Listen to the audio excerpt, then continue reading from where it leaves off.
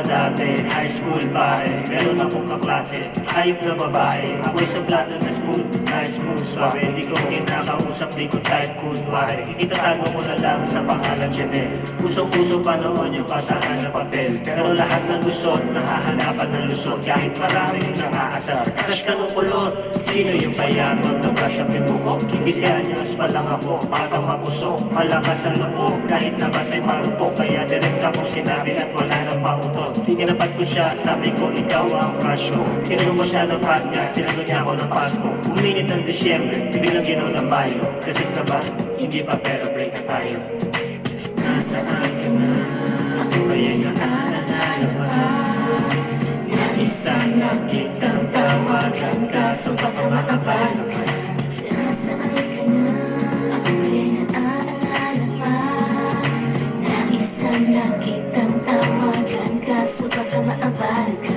Istorya ng dati kong nobyong si Rosan. Ako yung best friend niya / utusan. Magkaubusan man, walang iwanan. Kahit magkaibitan kami nagtutulungan.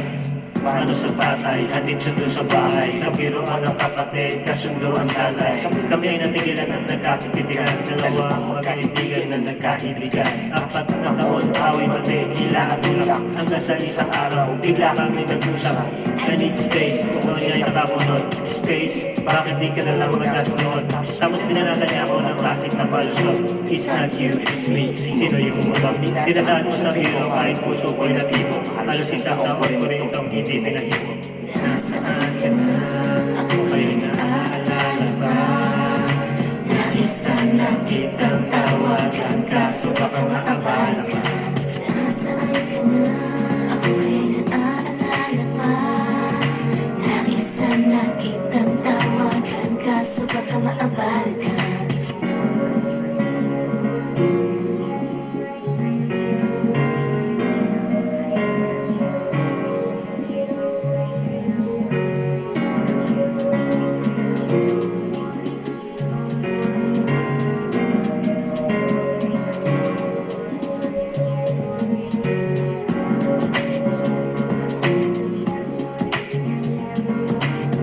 Isang nakitang tawagan ka, so baka maabalo ka.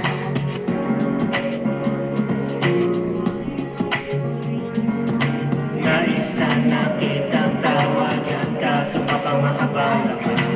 Hanggang sa kilala ko si lesbian. Sa MySpace, ako ba'y kanyang tinestihan. Nice face, ako'y naseksihan.